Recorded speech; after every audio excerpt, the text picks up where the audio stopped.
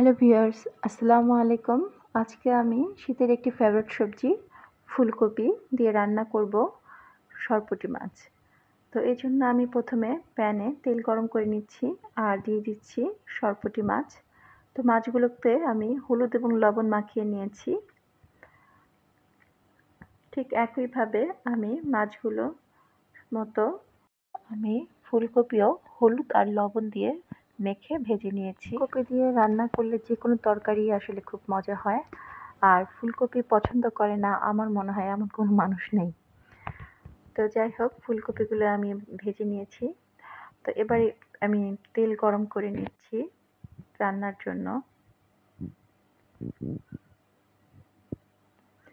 আর দিয়ে দিচ্ছি পরিমাণ মতো পেঁয়াজ কুচি। আর সেই সাথে এখানে দিয়ে দিচ্ছি 4-5 কোয়া দেশি রসুন। তো এটা আমি থেতো করে নিয়েছি।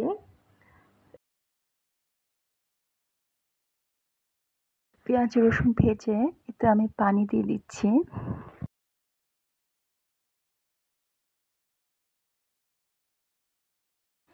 আর মশলা দিয়ে দিচ্ছি হলুদ গুঁড়ো 2 চা চামচ, মরিচ গুঁড়ো 2 চা চামচ, আর দিয়ে দিচ্ছি ধনিয়া গুঁড়া 1 চা চামচ। এবার মশলা কষে তেল উপরে উঠে আসলে দিয়ে দিচ্ছি পানি।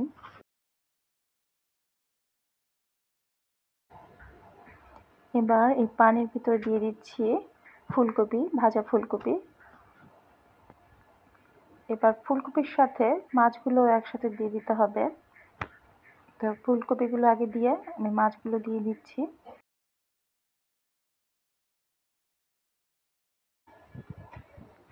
এবার দিয়ে দিচ্ছি লবণ আর সেই সাথে আরেকটু পানি দিয়ে দিচ্ছি। এবার এটাকে একটু চেপে চেপে বসিয়ে দিয়ে 20-25 মিনিটের মতো রান্না করব। তো এই জন্য এটাকে আমি ঢেকে দিচ্ছি। 15 মিনিট রান্না করার পর এতে দিয়ে দিচ্ছি ধনিয়া পাতা। তো মাছটা অনেকটাই সিদ্ধ হয়ে এসেছে। তো ধনিয়া পাতা দিয়ে আমি আবার ঢেকে দিচ্ছি। তো আরও 10 মিনিট পরে আবার ফিরে আসছি।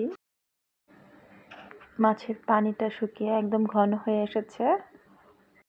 ডান মাছ ফুলকপির রেসিপি। তো এই ছিল ফুলকপি দিয়ে সরপুঁটি মাছের রেসিপি। তো ভালো থাকবেন। আল্লাহ হাফিজ।